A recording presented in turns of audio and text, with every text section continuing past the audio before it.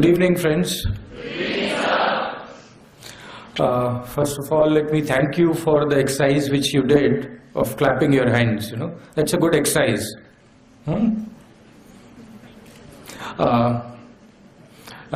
don't know how to begin because I'm so happy and so pleased that I'm getting this opportunity to interact with such a large number of future managers.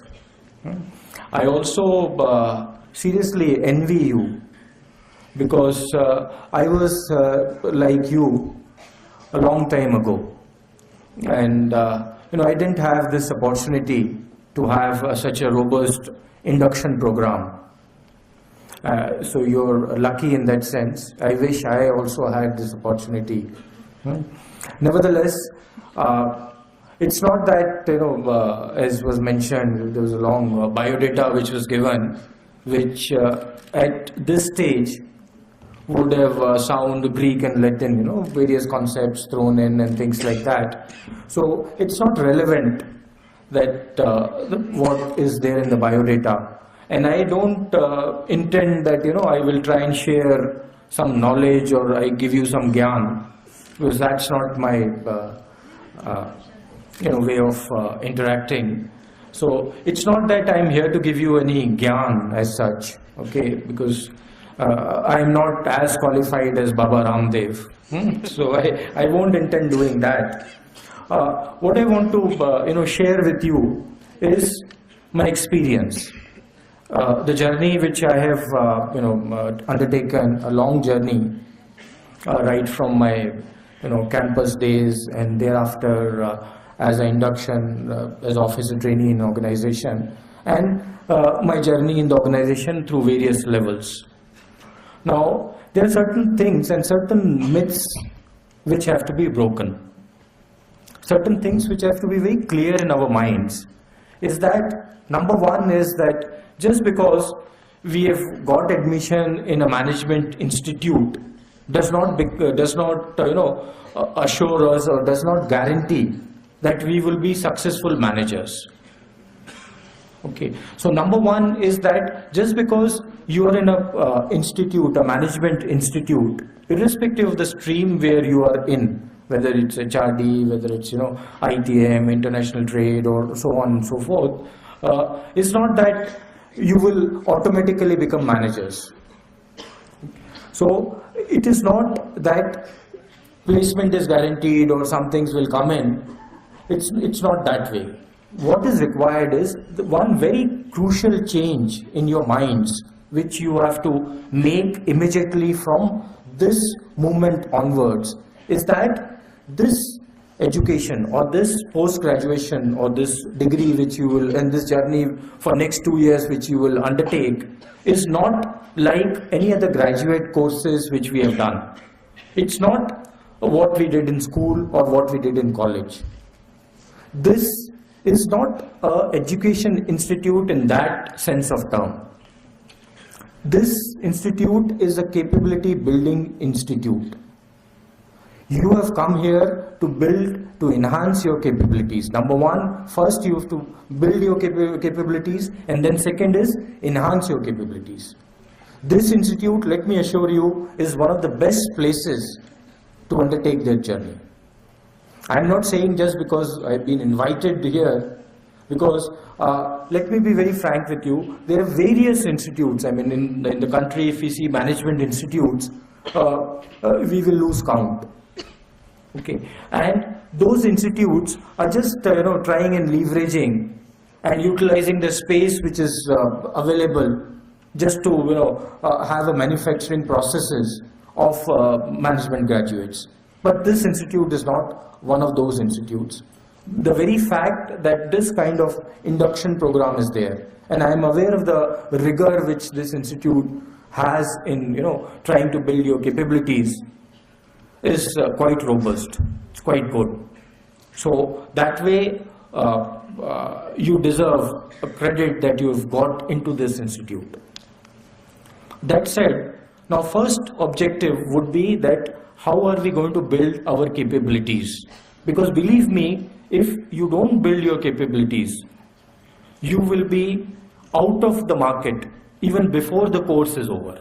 Because you may get a placement, but then you will not be a successful manager. Because you have got a career ahead of you which is at least for 40 years, if not less. So in that 40 years of the career, this is the foundation. These 2 years will be extremely crucial in developing, enhancing your capabilities. Now, what do I mean by enhancing capabilities? You will get a lot of knowledge which is based on books, which is theories, a lot of classroom inputs you will get. But that input is not sufficient to become a good manager. Because this is not like a medical course or medical education or like engineering, where you acquire certain technical skills. And once you acquire those technical skills, you can go and practice those technical skills. And that will make you a doctor or engineer. But for becoming a manager, we have to segregate between our technical competencies and behavioral competencies very clearly right from day one. While this institute will help you in enhancing your technical competencies, behavioral competencies nobody can enhance through a one-way process. For enhancing your behavioral competencies, it has to be a 100% partnership between you and the institute. Because if you say that institute has not taught me this, my professor has not taught me that, the loss will be yours. So in management profession and as managers when we grow, we need to have these two sets of competencies very distinctly and in abundance. Technical competencies and behavioral competencies. How do we build these competencies? Now these competencies, as I said, first of all, first requirement will be that your partnership with your faculty and with your institute has to be a 100% partnership. It cannot be a contingent kind of a thing that, okay, if my faculty teaches me, I will learn this. It will not happen that way. Okay, so am I clear what I'm trying to say? Some feedback on that? You agree or disagree with what I'm saying? And then I don't think you agree, because all of them, all of you are shouting. It is deeper. It's deeper than that. What happens is that at this age in your life, okay, you first of all are intelligent people. You are cognitively much better than the average population of the country. Because the very fact that you've been able to pass through such a rigorous process and come here is your IQ levels are above average. Okay, and I mean it when I say that your IQ levels are above average. So you have the cognitive abilities. But the problem is that with these kind of cognitive abilities, with these kind of environment, we succumb and we get into a comfort zone. Now, in a comfort zone, what happens is the learning stops. We do whatever is required of us to pass through the courses, to get the credits, to get the marks, whatever system we have got. Okay, and our efforts will be only that much. And when you have to stop this chain, that again has to come from within. That has to come from you. So that is why I said is that this course is not going to make you managers without your own efforts. For that, you will have to plan. And the steps of planning would be that first you will have to define that what does success mean for you. So all of you must define for yourself that what does success mean for you. And for that exercise, what you will have to do is success, you have to look in a broader horizon, in a broader term. You all must have heard about a movie on, there were various movies, Superman, okay, and any idea who was the hero in that? Anybody? Yeah. Who said that? Okay. So it's an interesting thing about Christopher Reeves. Okay. He was the hero, and then subsequently he earned quite a lot of fame and things like that. But when he was in his mid-20s, he met with an accident while shooting. I think he was riding on a horse or something, and then there was an accident. After that accident, he became totally crippled. Okay. Thereafter, his perspective of all these, the success and things like that changed. So I was reading that quite some time after that accident, because he was totally crippled, he had to be taken on a wheelchair and things like that, and he was called in a conference, and he was called in a workshop, and he was asked to define what is success. And he beautifully summed it, and he said that till this accident, I thought success means getting more money, getting more fame, getting popularity, getting whatever material things which are there, have that, and then I'll be successful. But he realized, and he said, I realized that these things mean nothing. To be successful, there's something beyond this. There's something beyond this we need to do. Now, we don't need to have accidents like that to make us realize what does success mean. There was a study done by two of the Harvard professors on what exactly are the constituents of success through very detailed research, and they came out with 4 elements. Those 4 elements is that success would mean that there is some sense of achievement, something which I achieve in my efforts, some achievement is there. Second is that I leave behind me a legacy. Third thing is that I should derive happiness out of that. I should derive some kind of happiness out of that. And fifth is that this should be sustainable. So for you, it doesn't matter what the Harvard study said or what these examples are said. What all of you have to do is define for you what does success mean. And for that, it will help you if you define what is your vision, what is your personal vision, what you want to do in life. And these are difficult questions, these are uncomfortable issues. But this would be a good starting point. And I would encourage you, once you define, because this is too personal a thing, but still, you try and share with any one of your colleagues, your seniors, your mentors, okay, anybody. So what happens is you make this public, not in terms of, I'm not saying that you put this on a Facebook page or something, but you talk to one of your mentors or colleagues or somebody. So define what is your personal vision. Out of that, define what does success mean for you. And success is not only getting money, or it's not only getting a good placement, or it's not only getting some kind of fame and things like that. Because if you don't have a very clear idea that what success means for that, your efforts will not be that much in that direction. So be very clear that what is your personal vision. Once you define your personal vision, once you define that what I am going to do, and there may be some people who will still say that it is better to be rich and unhappy than to be poor and be unhappy. How many of you say that it's better to be rich and be unhappy? Come on, you had raised your hand.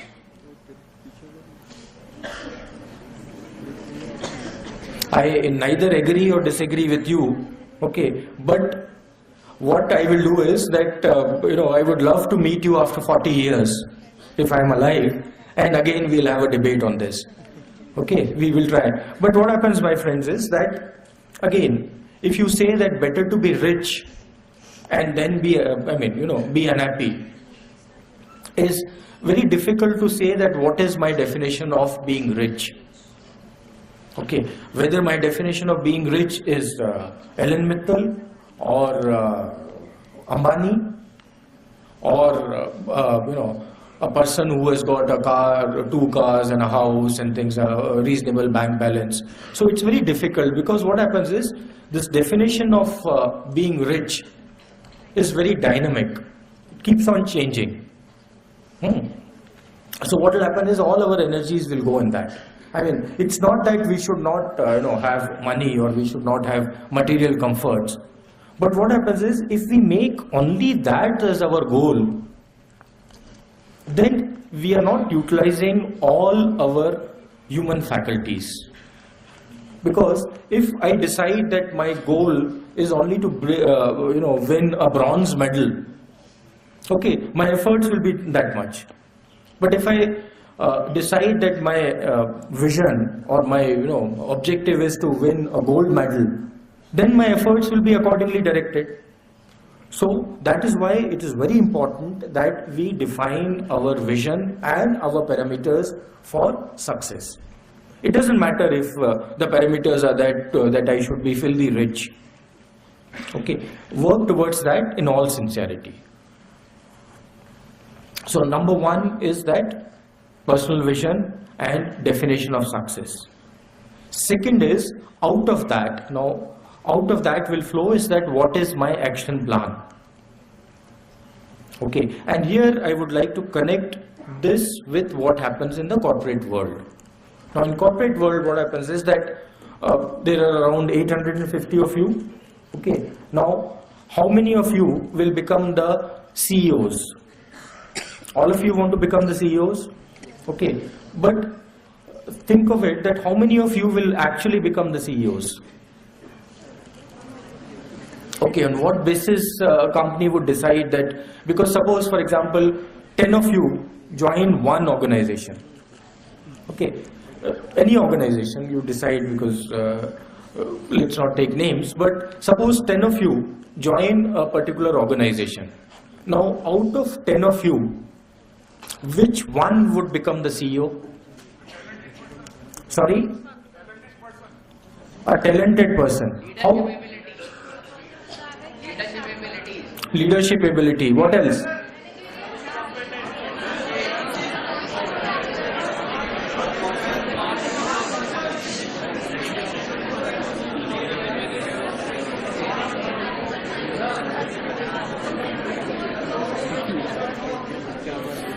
There's a very simple answer of whatever sub-elements of that you're giving. The answer is person who is capable will become, isn't it? The person who is capable of becoming a CEO will become a CEO. Okay. The only problem is that who is capable, and what are the sub-elements of that is, again, what you've said is that, a smart person, a smart worker, or a talented person, or person who can take quick decision, person who has leadership abilities. Now these are all elements or subsets of a bigger basket called capability. The person who is capable has to have these ingredients. Now these ingredients don't come by themselves. Okay, we are not born with all these ingredients. You think the institutes will give you all these ingredients? You think institutes or these courses will make you a talented person? Huh? No. Then what will make you a capable person?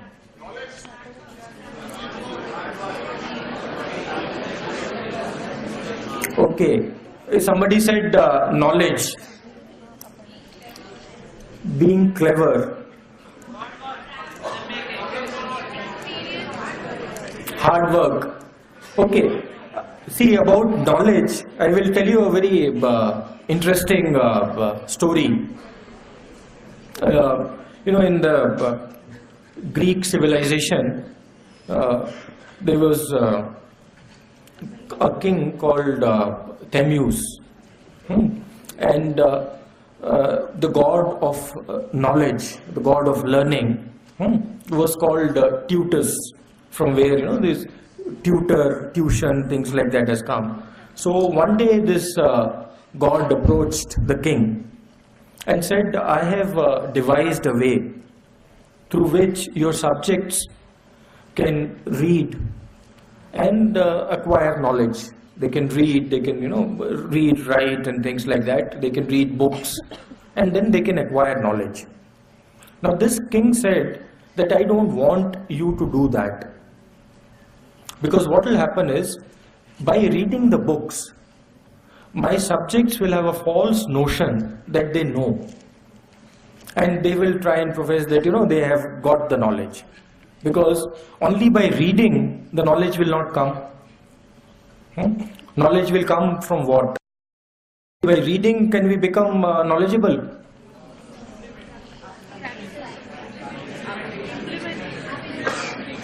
Application of that. Okay, but then what happens is, this institute will give you some books, they will give you some courses, they will give you some papers or projects and all that. Okay, now that would that be application, or that would be only knowledge?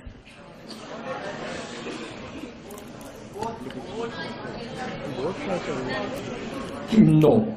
What will happen is that whatever the course papers, whatever the faculty, whatever the inputs which will be given to you, those inputs will help you to work further and see how they can be applied. Okay, you will not get a straight away hands-on knowledge as a manager, application knowledge as a manager, because you will not be working as managers. So don't be under this impression that once I have done this project, or once I have taken this input and all that, I can straight away go and apply. It will not happen that way. It doesn't happen that way. And that is where I said I'll give you the corporate world example, is that by reading a few books, or by doing a few projects, or by attending a few lectures, a person does not become manager. Okay, what the person needs to do after doing this is assimilate this, okay, and then he will be required to practice this. And how he can retain, because he can practice only if he has retained this. So I like the word when somebody said that hard work. Now hard work definitely is one of the ingredients for success. Hard work will definitely enable you to apply this knowledge when you get into a job. But you won't be able to apply your knowledge while doing this course. Because if we are under that belief that, okay, by doing a project or by doing this, I can apply this knowledge, no, we are mistaken. And this might not sound very, palatable to you, because normally this is, and even, I apologize to the faculty members if I am, talking against your belief, but I am sharing my personal experience, so that may not be correct also. But what I am trying to say is that it's not that just by reading something, just by doing some project, we get application knowledge.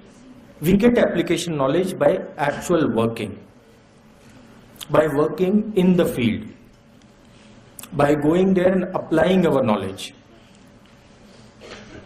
And for that, what is important is our behavioral competencies, our understanding of ourselves, understanding of other human beings, understanding that how do we operate in teams, how do we resolve our conflicts.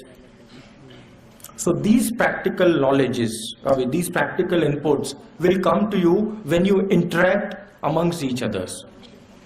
When you interact with your friends, when you do these kind of seminars or things like that, or teamwork, then you will find that working in a team, there is a conflict. People need not agree with your ideas. And when they don't agree with your ideas, how do we convince? And how do we understand that why are they not agreeing with my idea? He's having a different point of view, you are having a different point of view. So this is where a thing called emotional intelligence comes in.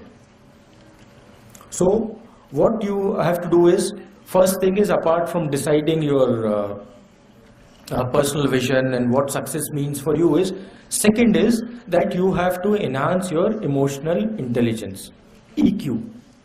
And for that, enough material is available on the net in terms of books. There are quite a few books on EQ. And believe me, this EQ, once you enhance your capabilities of EQ, once you understand what is EQ, what is EI, emotional intelligence, this will help you when you apply your knowledge acquired into practical field. Because that unfortunately in our education system, the kind of stress which is required to be given to these EI competencies is unfortunately not there. Your institute may have some courses, but the kind of rigor which is required to give these things have to come from graduation level, which we have lost opportunity. All of you have lost that opportunity. So now you will have to work on that and enhance your EI capabilities, EI competencies. And those, believe me, without EI competencies, you will not be able to apply whatever you have acquired here into the practical field. And if you are not able to apply, you will not be capable to become a CEO. So that link is established. So all of you need to work on your EI competencies. Third aspect is that we need to broaden our horizons. Now, any idea what is the speed of light? 3 per second. 3 point. Tell me in kilometers.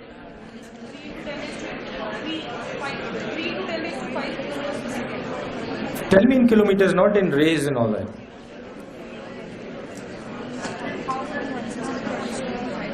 No.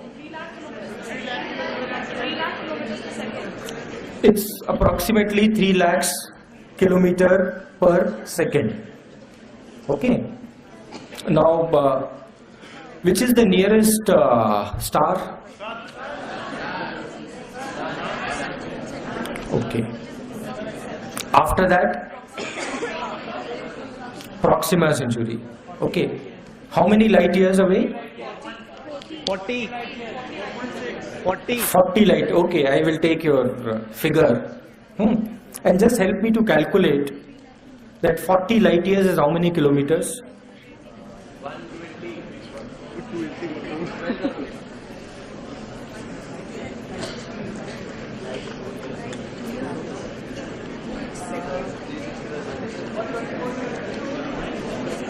124.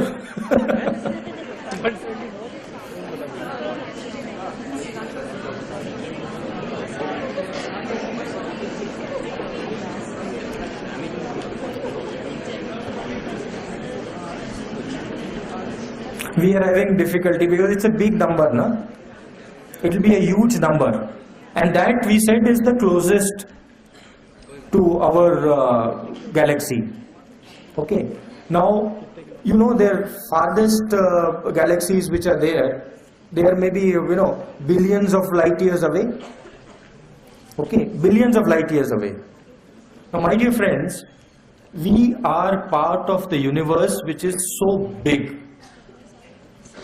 Okay, all of us are part of that universe which is so big that even if we try and put down in terms of our measurement standards, how big it is in terms of kilometers or in terms of light years, even if we take, it is so big. Okay, that is our place where we live in. That is our universe. Okay, so it is very broad. And if we waste our time and our energy in thinking about only small things in life, okay, we are actually not doing justice to the qualities or the capabilities which are endowed in us. We are part of such a vast universe. Okay, and then if we take such a big universe and if we get worried about what Modi said or what Rahul Gandhi said or things like that, We are actually constricting our scope, we are reducing our scope. Okay, so you need to have a very, very broad horizon. Now, I am not saying that you start doing research in which is the farthest galaxy or things like that. It's not that. It's just the symbolically which I am trying to say. Another thing is that, long-term thinking. I mean, I was in this institute some time ago and I had mentioned that time also that, are you aware there is a foundation called Long Now Foundation? Anybody? There is a foundation, I mean, you can Google it, LONGNOW Foundation. Okay, now this foundation is based in US, and what they are doing is they are making a clock which is, the clock's period would be 10,000 years. Normal clock is what, 24 hours? Okay, this will be 10,000 years. It will be interesting for you to see that why are they doing this? Okay, they are doing, one of the primary purposes that to tell us that what does long-term thinking means. What is the long-term? So your context has to be enlarged. Just because you are in a management institute does not mean that you restrict your inquiries or your spirit of inquiry or if you're learning to only a few management science or to a few management things. You have to go beyond. And believe me, it may not give you a job. It may not give you a job, or it may not give you, some materialistic thing. But it will definitely enhance your horizon. And once your horizon is enhanced, automatically your capabilities, your ability to think, your ability to enhance your abilities will increase multifold. Because if we have a very broad horizon, a very broad context in our life, okay, we will have that much less of things to keep us unnecessarily occupied. We will, otherwise we will keep ourselves worried about small things in life. Okay, this again I am telling you from experience that when we become managers, when we work, we have to broaden our context apart from our content. Now our content, what we talked about is that, competencies, technical competencies and behavioral competencies and EI competencies. Now that gives me content. For any individual, those are the content.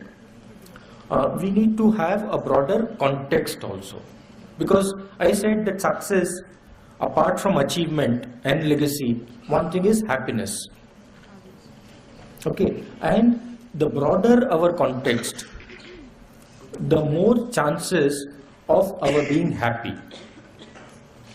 Because segregate, again, I mean, what may give happiness to different individuals will be a different thing. Okay, let's see, what gives you happiness? Freedom.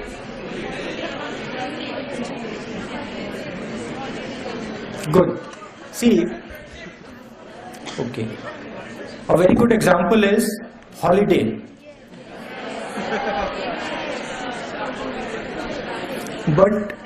But friends, holiday will give us pleasure. It will not give us happiness.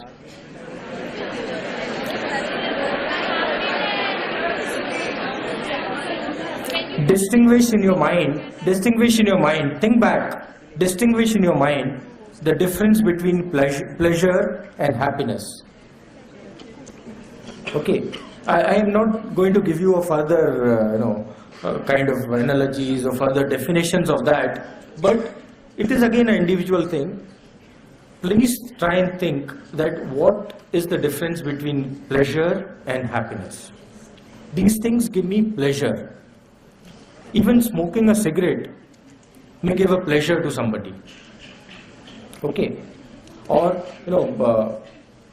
a cup of coffee while doing something may give pleasure. Okay, we oftentimes confuse pleasure with happiness.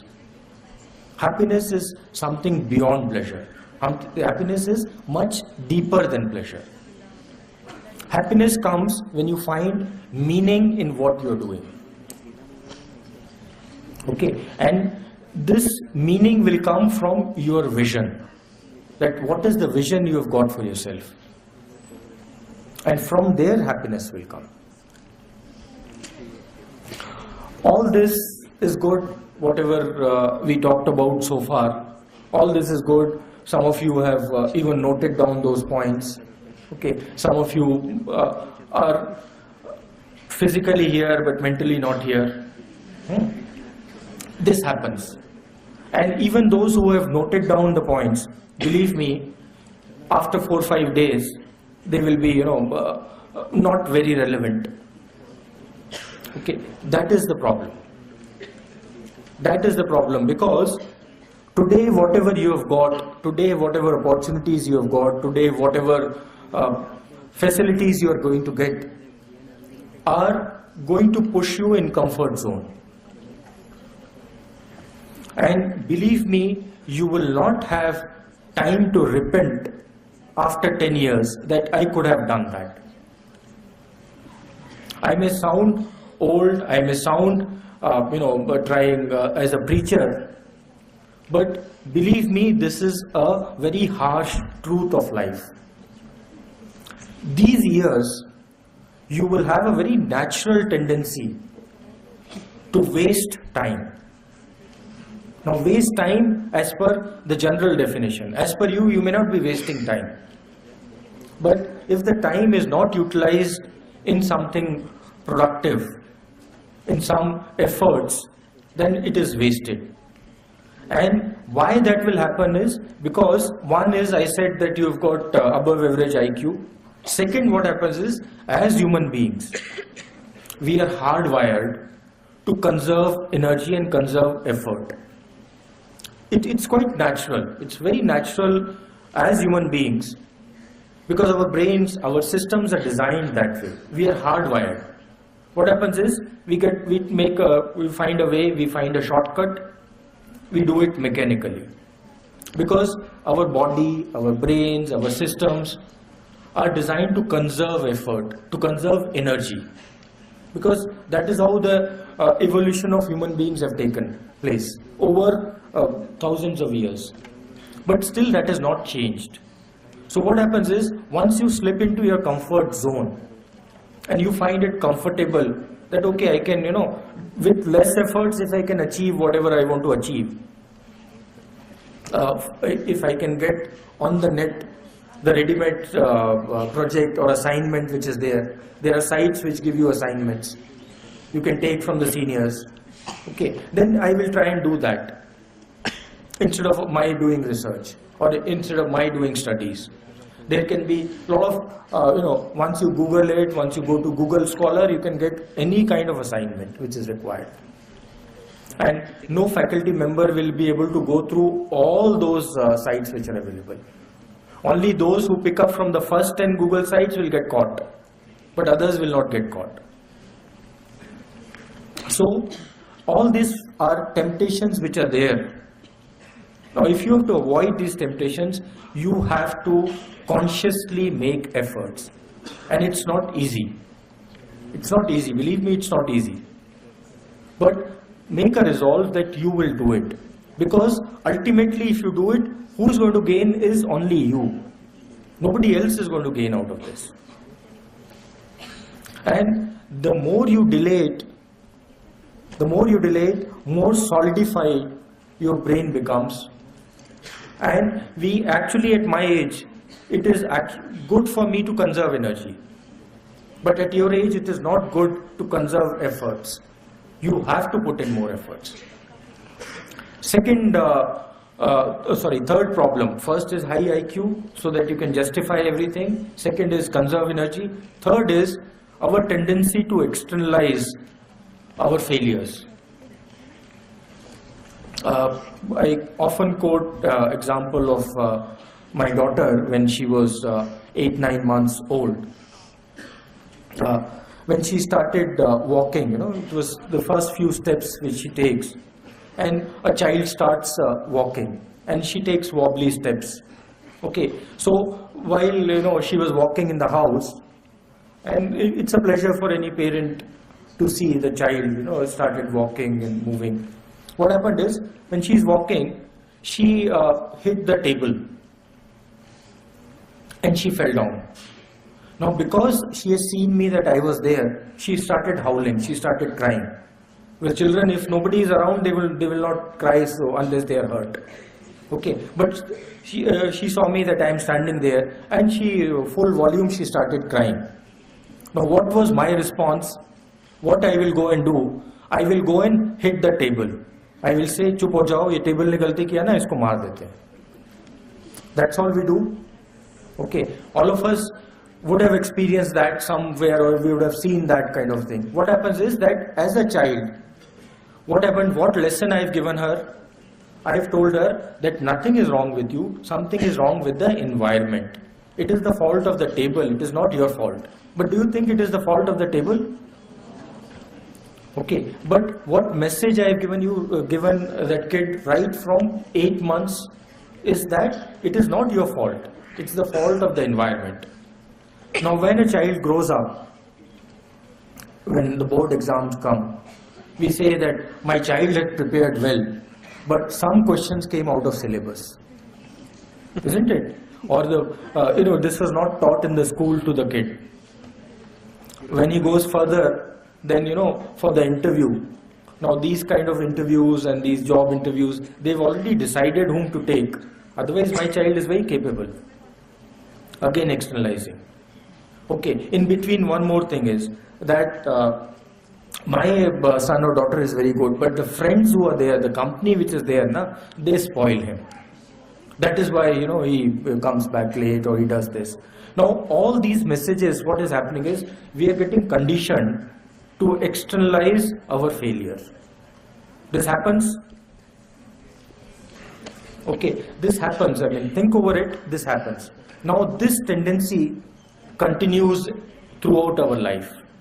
In the organization, when we join any organization, what will happen is that if something goes wrong, we will try and externalize. We will not look at inside.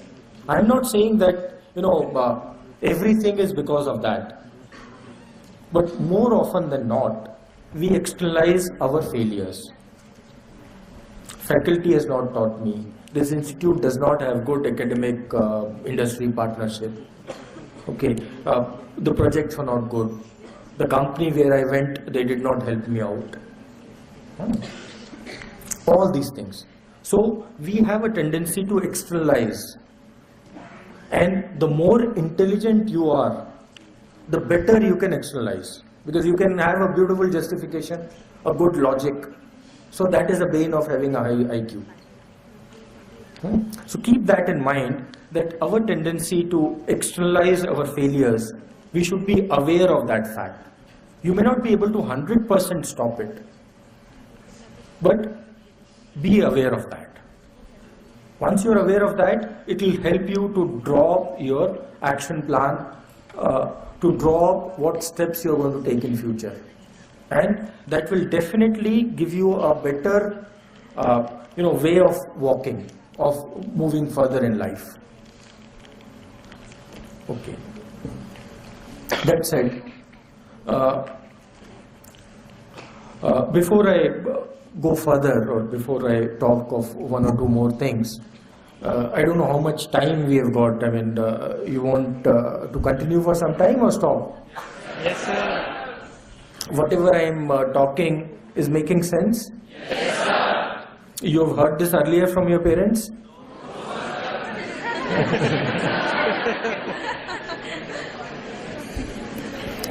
Definitely somebody would have tried to give you this gyan. Okay. It happens. And what happens is, again, I keep on repeating because this is very important, is that even after you get convinced of what I am trying to tell you, even if you get convinced of 50% of what I am trying to tell you, okay, it will be very difficult for you to practice even 1% of this 50%. Because as the day go forward, as the months go forward, your priorities will become present, whatever is to be done today. So we have to guard against it. We have to really guard against it. And we neither live in present, we neither live in future. Okay, we oftentimes are lost in past or worrying about future. I mean, how many of you think that you live in present?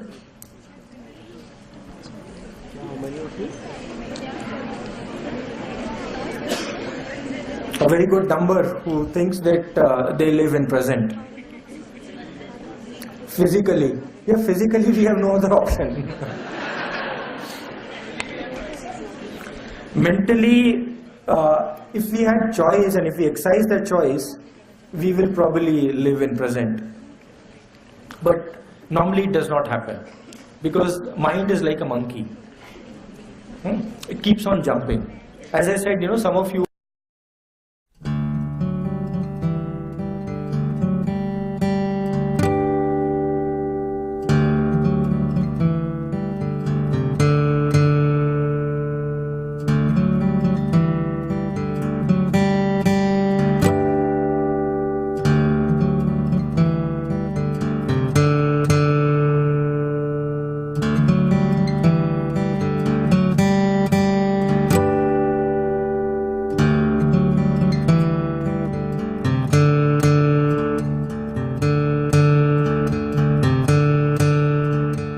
physically present here, mentally not here.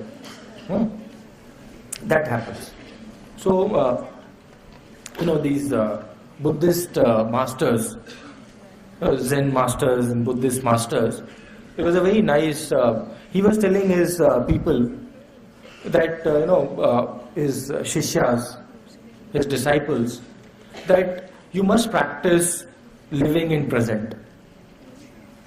So the disciple said, yes, master, I will try and do that.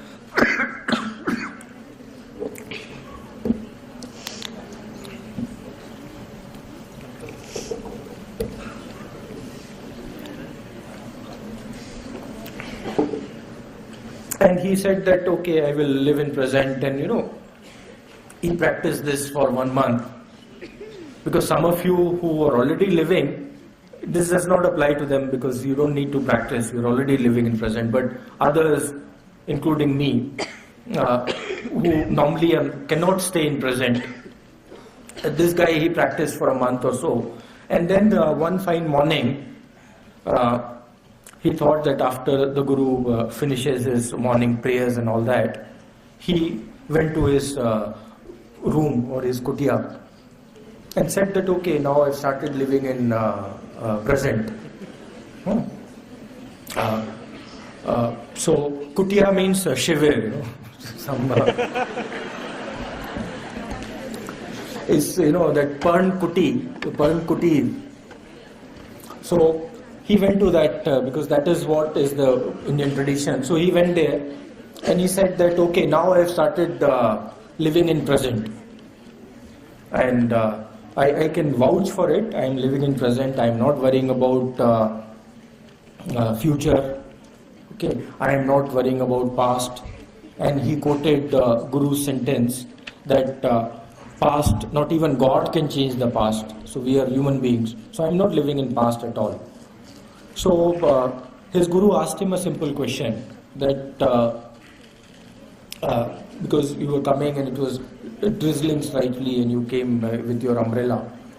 So yes, I came with my umbrella. And he said that when you entered my room, okay, which side of your slippers you kept the umbrella? Left side or right side? Now that guy had no answer. Okay, even if we assume this normally doesn't happen, no?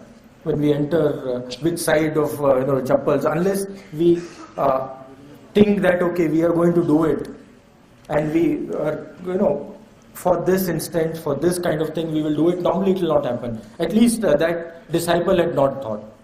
So Guru said is that it's not that you think you will live in present. You have to actually live in present. Because oftentimes we think that we are living in present.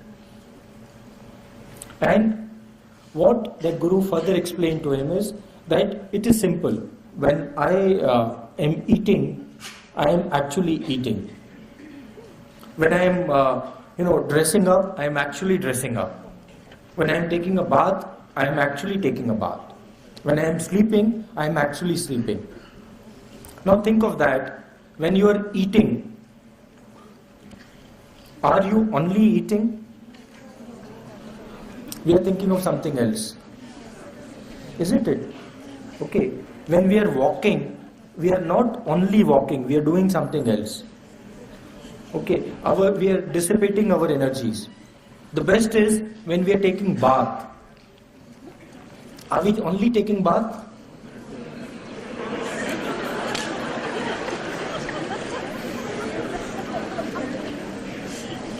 No. What happens is we are always preoccupied. We are always preoccupied.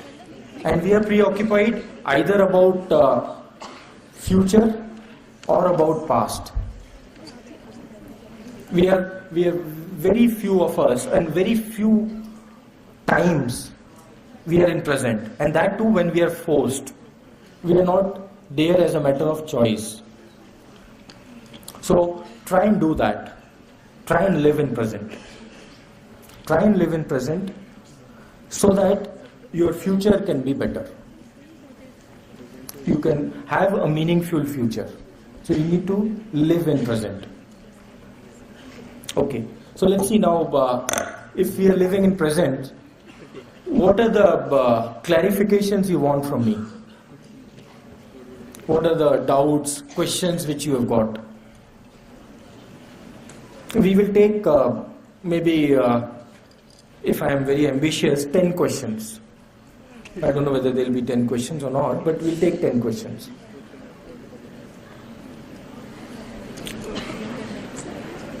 On the areas which either I have talked or areas which I have not talked.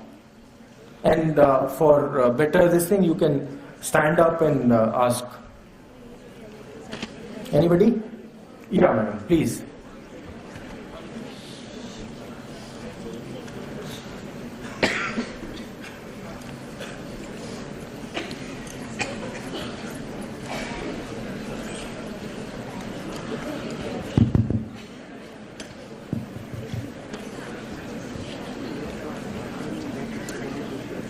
Good evening, sir. So my name is Pragya Maheshwari, and I am from BIIB Institute. Sir, my question is, I'm very curious about asking this question. When we are going to enter in corporate world, so how we are going to manage our emotions? Most of the time, we have got some work.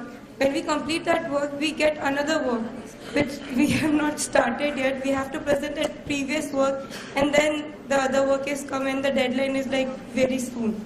So, and during those period of time, our emotion also changes. We are kind of irritated, and we have anger. And most of the time when we are performing something and some other person thinks that we have thought about that, and he or she takes the credit. And then also we have some agitate, why they didn't point on us. So how we manage that, the emotions? See, emotional intelligence, please sit down, please sit down. See, EI basically means 4 things. Number 1 is we should be aware of ourselves. That is self-awareness. Second aspect is awareness of others. What the emotions or what implications of our emotions are there. So understanding of others, self and others. Through self-awareness, we can have self-management better. And through understanding of others, we can have better relationship management. All these 4 things are required when we work in an organization. Now, this aspect which you have mentioned, okay, you will have to analyze this by using these 4 quadrants. Self, what implication it is having on myself, what is the implication it is having on the relationship, and why that person is doing like this. Okay, and then how do I manage myself? So once you think further on these 4 quadrants, you will have to, you can find answer. Now one thing is that we should never allow anybody to reduce our self-worth. Because believe me, nobody can insult you without your consent. Nobody can insult you without your consent. If you allow somebody to insult you, if you consent, then only you can get insulted. Otherwise it is not possible. But what happens is, because of our insecurities, we have a sense of inadequacy. And then we are open for anybody to take us for a ride. Because we reduce our self-worth because of our insecurities. So never allow anybody to, insult you. Because your self-worth is your self-worth. So keep this in mind, that nobody can insult you without your consent. Nobody. And then we can work further on that. So your self-worth is very important. Second, what you have to see is, what is the situation, what is the environment at that time, what is the requirement of that. Because if you become subservient, there will be a problem. If you become a rebel, there is a problem. Because you have to fit in. So you will have to devise, you will have to enhance your emotional intelligence competencies, and then you will see. Now, coupled with that, if you have a vision clearly, if you know what success means for that, and if you have a broader horizon, precisely these kind of situations you can come out with. Okay? Good question. I appreciate it. Good evening, sir. This is Yogesh Chaturvedi. Yes, sir. Sir, as the industry is expanding, the HR work practice is changing. So, sir, I came across a new terminology called as, it is data analytics driven HR. So, sir, between data analytics driven HR and the human interface HR, which one you choose, sir? I mean, which one is more important according to you, and why? All 3 are not relevant. Okay, what happens? Why I'm saying all 3 are not relevant? Because these are new names. Analytics, what we say is, all this data we have got, we analyze to make some decisions. Okay, or whatever, other terms which we gave. Because these terms are just to put some old stuff into new levels. Okay, true HR, what we need to realize is that when we address, I was talking to some of your colleagues, is that we need to see that we have to address to the whole human being when we profess HR, when we practice HR, because oftentimes a mistake is made in HR is that human being or a person or is taken as only one of the resources. Now if you treat a human being as only a resource, like machine, like capital, like infrastructure, then you are making a mistake. Because when you are from HR? No, sir. I'm a first year student. I'm from marketing. Okay. So it will be very interesting that way, because when you go to your HR manager and say, I need 5 fresh MBAs for my sales, and your HR manager will go to some campus and recruit 5 MBAs and give it to you. Now what has happened is, when you get those 5 MBAs, okay, you have not got only that MBA qualification. You have got a complete human being, and one part of that human being's, one subset of his capabilities is that MBA. If you have to get those MBA skills out of him, you will have to address the whole person.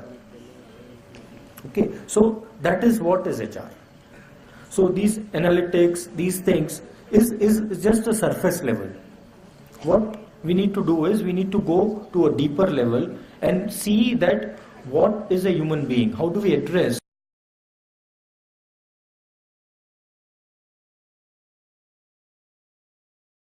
motivates him, why will he do the work, how will you motivate him, how will he get engaged, how he will develop his capabilities. We can have training programs, we can go on giving him training programs, But unless he acquires and he takes interest, this will have no effectiveness.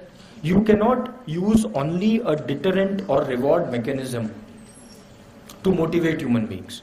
You can't go on paying money and feel that the person will become happy. Because you will come across, or you would have come across, a lot of researches which says that money is not the prime motivator. Money is certainly not the prime motivator. Any study you pick up, which is a robust study, anywhere, any country, you would find that money is not the prime motivator. It matters to a certain extent. The lack of it will create a problem. But you can't motivate. And you also cannot motivate people by giving punishments. You cannot, give threats to the people that, I will sack you, I will do this, I will suspend you, I will remove you. So that also does not work. What works is understanding that human being.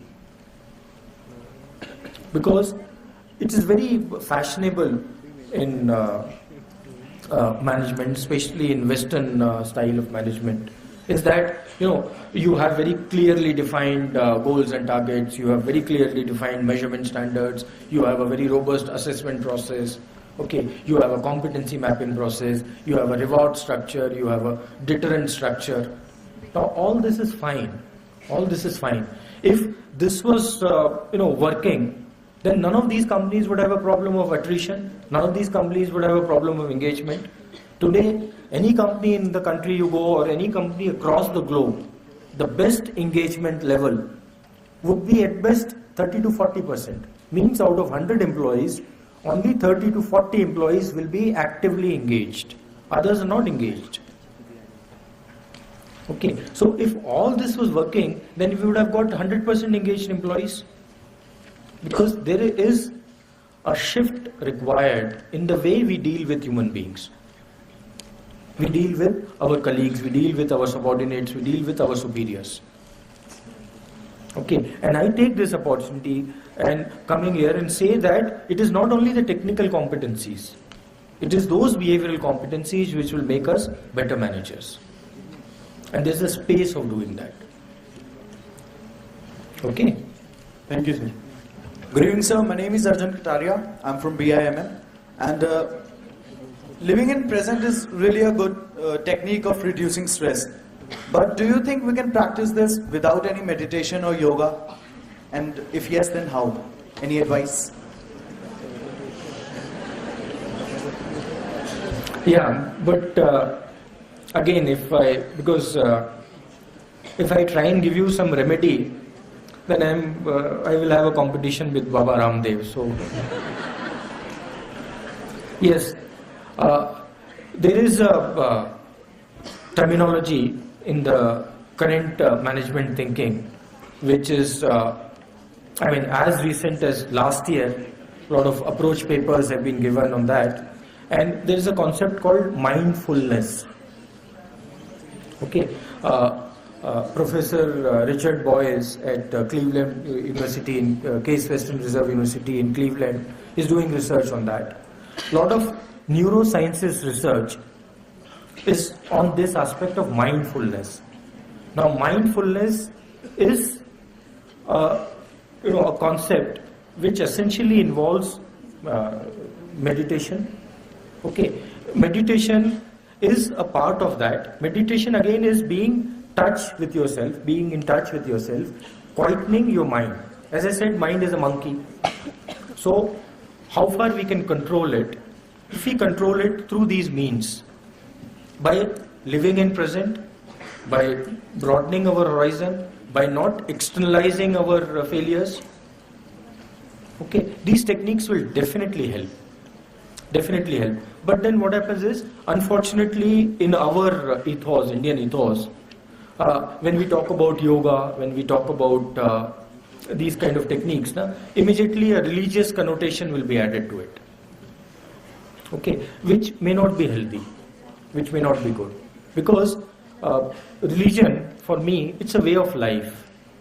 And it's a personal thing. Now, I am deeply religious, but that does not mean that you should become religious. It's a way of life. But we have that problem in our country, Because anything which we talk about, let's say of Gita, then we will be antagonizing a group of people who are not believers. And the effort would be in proving or disproving, which is, to my mind, is counterproductive, which is not relevant. What is relevant for us as individual, we should do it. But to sum up, yes, those things will definitely help. Those things will definitely help. Good evening, sir. This is Surya, a student manager from BMHRD. I'd like to know, in the experience that you've had in the domain of human resources, what is the toughest thing that you've come across and how you handled it? An experience, a personal experience would be more than helpful. Okay. Now, yes, I can talk about the toughest things. Please sit down. As per my standards, may not be toughest thing as per your standards.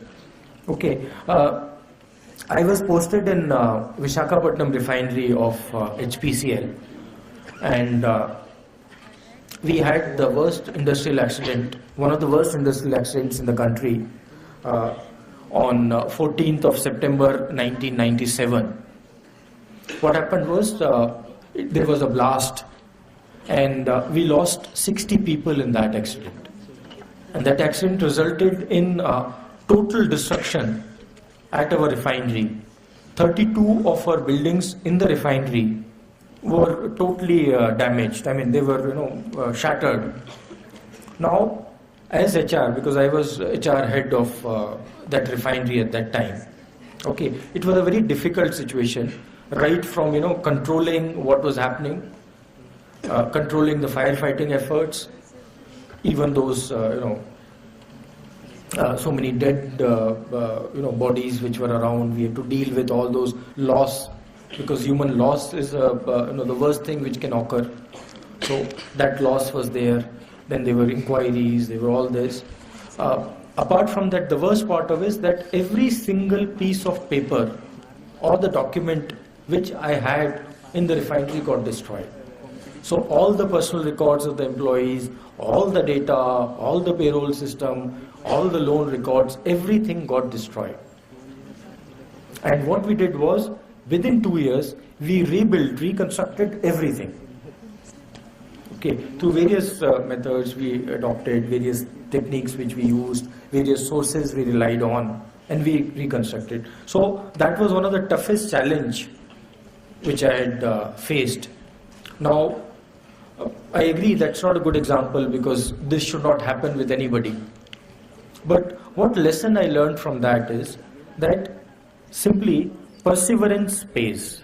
If you have patience, if you keep on trying, definitely you will be able to achieve your objective. So it's very simple. Perseverance will pay. No amount of hard work, okay, can be reduced or can be suppressed by anybody. Because somebody talked about hard work, and I'm a big fan of that word, is that if you are if you're doing hard work, and if you are sincere in your effort, nobody can put you down. Okay, there may be internal politics, there may be vested interest, there may be something, but for short term they can put you down. Long term, perseverance will always pay. Okay. Good evening, sir. Good evening, sir. Am I audible to you? Sir, I'm Neha, a student manager of within HRD. Can you tell me the prospects of an HR executive in hotel industry? See, what happens is, for HR, please sit down, please sit down. Not only hotel industry, but even in other industries, there's an extremely good prospect for HR. Extremely good prospect. There is also extremely good prospect for management professionals. Okay. Now, what is stopping and why we are not able to find 100% placement across? What is happening today is because there is a lack of quality in the MBA pass outs, whether it's HR, whether it's marketing, whether it's anything. What is happening is, because there is the quality, there is lack of quality, this space in the industry is being filled by people from other streams. There are a lot of HR jobs, there are a lot of marketing jobs, there are a lot of technical jobs which can be done best by an MBA are being done by people belonging to other streams. So your space is being taken over by somebody else. And why that is being taken over? Because the quality is not up to the mark. So if you are a good HR professional, there is no dearth of opportunity. If you are a good management professional, there is no dearth of opportunity. There are enough placements, there are enough opportunities. What is required is your capabilities, your quality. Just because I have got a degree will not enable me to get a job straight away. Okay, quality is important. And believe me, the people who recruit, those people who select, people who conduct interviews, they are very experienced people. They can make out in that short span of half an hour or 15-20 minutes the quality. So what you need to do is, rather than worrying about the placement, right now utilize this 2 years in developing your capabilities. Then nobody can stop you. Good evening, sir. This is Ketan Magri. I am from BIIB. My question is, you spoke about the importance of behavioral competency. And you said regarding starting interacting with others, and there might be conflicts, and you will get to know different perspectives. You said we have to enhance our emotional intelligence. So, what are the other ways to enhance our emotional intelligence? See, if we have to enhance our emotion, please sit down. If we have to enhance our EQ, what is called emotional quotient. Now, it is something like IQ. How do we enhance our IQ? By gathering knowledge, by practicing. Similarly for EQ, there are two things, simple steps. First step is that we should understand, we should be aware of what EQ means. What are emotional intelligence competencies, which are available in books, which are available in the published research material. So first step is be aware that what are these EI qualities which I am talking about.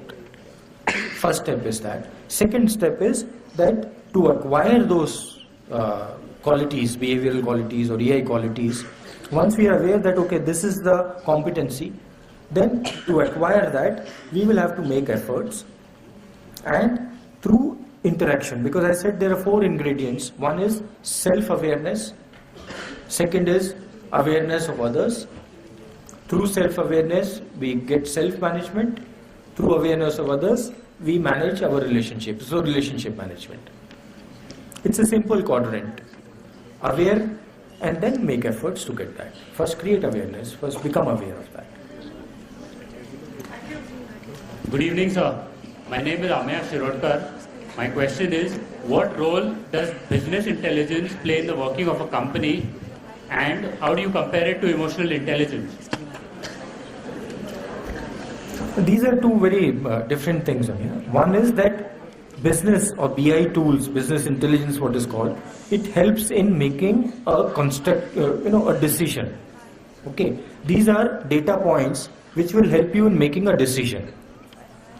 Business intelligence is nothing but what was talked about is data analytics and the data which is available.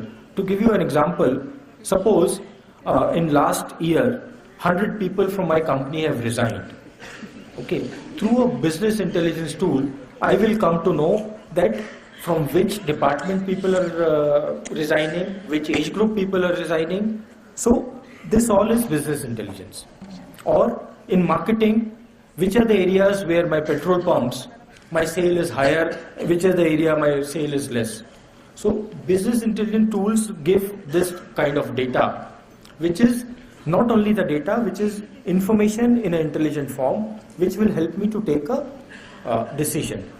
Whereas EI, emotional intelligence, is more to do with your understanding of yourself and others. Okay, emotional intelligence is a much broader term, much bigger competency. Thank you, sir. Good evening, This sir. is the last question for the evening. Good evening, sir.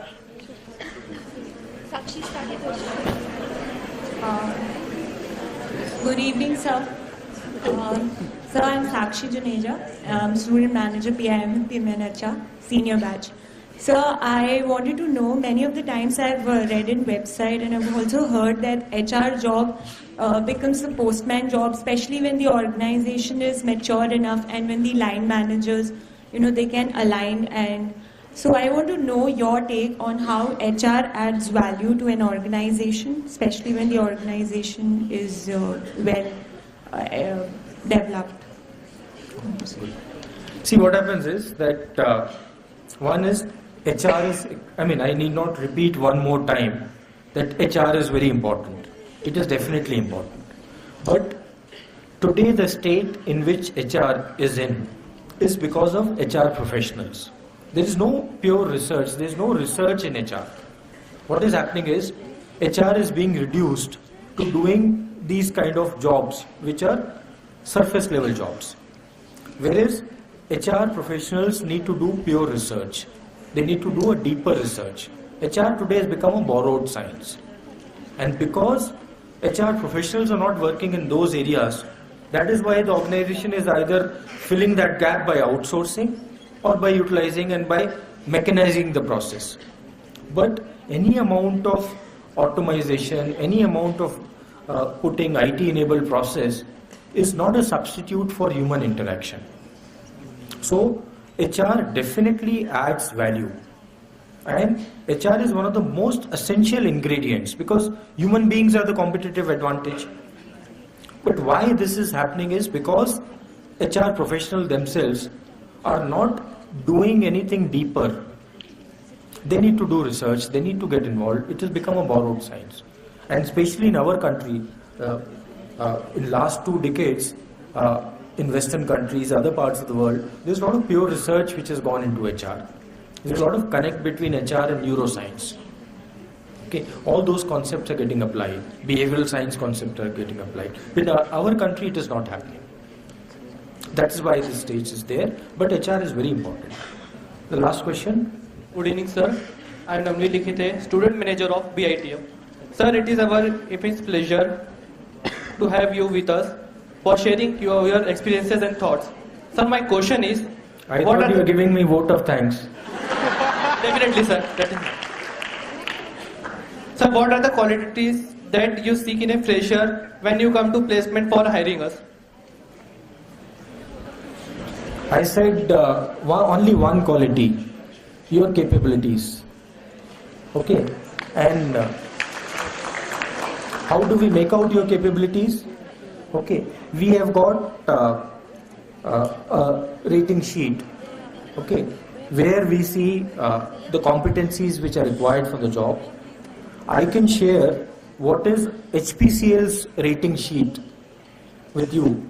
I can send it to the sir here. Okay, he will share with all of you. You can put it transparently on the notice board, sir, that what is the interview rating sheet which is used by HPCL. What are the competencies we see, what are the sub-elements of those competencies, and what are the total marks and those things which are given. So I can send that across to you. That will be of some help to you. But don't prepare only on those 5 lines. Okay, it should be basic capability. Basic capability, that is relevant. Okay? Okay. Thank you, sir. Friends, I've taken a lot of your time and I forgot that it's already 8 o'clock. I'm sorry, I didn't see the time. So, before I wind up this talk, let me thank all of you from the bottom of my heart that you've given me this opportunity to interact with you, to share my thoughts with you. I am really grateful to all of you for being here physically, and to most part, I assume mentally also. One last message to all of you is that it is my request to all of you is that this country needs people like you and sincerity from people like you, because all of us are duty bound to do something for our country. Today, the state which we are in is because of lack of attention which people like us are giving to our country. What is required, and this may sound very preachy to you, but it is actually required, and this much all of you owe to our nation. So what we need to do is, we need to do our might to do something for this country. Because today what has happened is, believe me, today the highest paying profession in our country is, what? It's crime. Because if you commit a crime, first of all, your chances of getting caught are the lowest. Not your, but I'm saying anybody who professes that. So today in our country, the easiest and the highest paying profession has become crime. And as we go further, we will have more population of people of your age band, because we are getting younger. We will have so many millions of people who will be qualified, who will be looking for some opportunity, who will be looking for some job. And if we don't do it, because it is our responsibility, you people are endowed, you are gifted from God that you have got this opportunity. But a lot of other people don't have this opportunity. And if we don't work on that, there will be a social upheaval.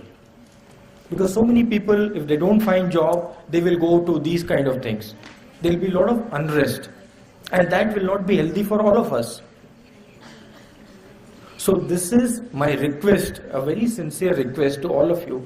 Devote some time, some thought, some precious time of yours, some precious time of your, some precious of your abilities, of your efforts, whatever can be devoted for this country. Believe me, this country needs people like you. Only you need to make some effort. I'm not saying that you go into politics. Whichever area you're there, think of this country and do something for this country. Thank you very much. Thank you.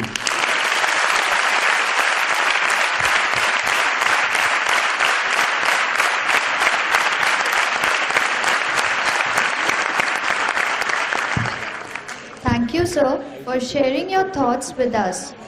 We learned the importance of emotional intelligence. You cleared the myth we had in our mind regarding our specialization. This will surely make our vision more clear. May I now request Dr. G. Gopal Krishnan, Director, BIM HRD, to present our guest with a token of remembrance.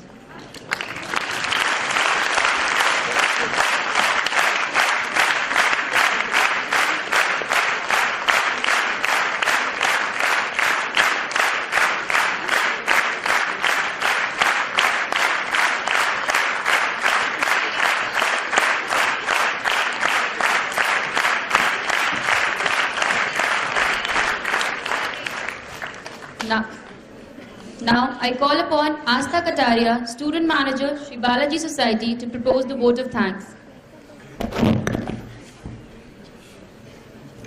Good evening, everyone. I am Astha Kataria, Student Manager, Sri Balaji Society. It is important to define success for one's own self. Implementation is as important as theoretical knowledge. Achieving happiness through our vision, to build competencies to ensure success, and many more such brilliant thoughts. Sir, it was a pleasant experience listening to you, and we will definitely keep these words in our minds. Thank you is too mild a word to express our feeling of gratitude to you, sir, for sparing your valuable time and sharing the success mantra of this corporate world with us. We look forward to more enriching interactions with you in future on and off the campus. Thank you, sir, from the bottom of our hearts once again. With this, we come to the end of the session. Thank you.